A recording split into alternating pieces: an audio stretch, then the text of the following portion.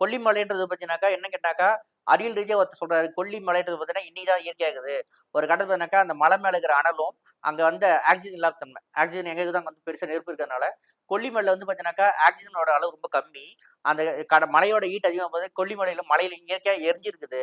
இது வந்து அறிவியல் ரீதியா சொன்னது. இது எரிஞ்சதுனால பார்த்தீங்கன்னாக்கா, அந்த மலையில அடிக்கடி தீ விபத்துகள் நடக்கும் அப்படின்றதுனால, கொல்லிமலைன்னு பேர் இருந்துன்னு சொல்லிட்டு ஒரு கான்செப்ட்.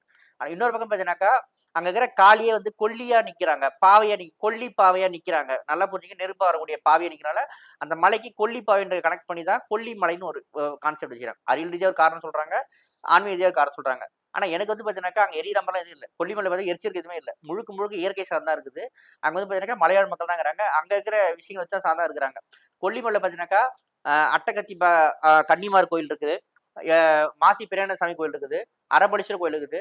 அப்புறம் பார்த்தீங்கன்னா, எட்டுக்கையம்மன் கோயில் இருக்கிறாங்க. ஒரு பெரிய பணபலம், ஆள்பலம், பதவி பவர்ல வந்து நீங்க அரபலீஸ்வரர் கோயில் போ முடியாது. ஓகேங்களா? ஏன்னா அவங்க வந்து அது ஒரு 2 விஷயம் தான்.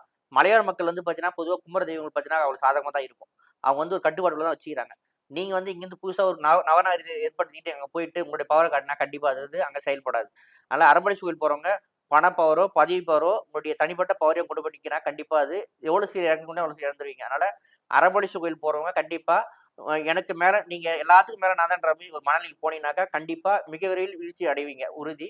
இன்னொன்னு பெரிய மாயம் நானு பெரிய மாந்திரிகம், நான் பெரிய மந்திரவாதி, மாயக்காரன் அப்படின்னு சொல்லிட்டு, நம்ப கொல்லிமலைல கூடிய எட்டுக்கையம்மனையும் பார்க்க போ முடியாது. எட்டுக்கையம்மன் கோயில் பார்த்தீங்கன்னாக்கா, அந்த அம்மா பார்த்தீங்கன்னாக்கா, எல்லா தேவர்களும், ரிஷிகளும், முனிவர்களும் வழிபாடு பண்ணிக்கிறாங்க, அந்த காலத்துல. அவங்க எதுக்கு கேட்டீங்கன்னாக்கா, இந்த அம்மாகிட்ட போய் நின்னீங்கனாக்கா, கேட்ட வரம் குடுப்பாங்க அப்படின்றதுக்காக தான் ரிஷிகள் போய்க்கிறாங்க.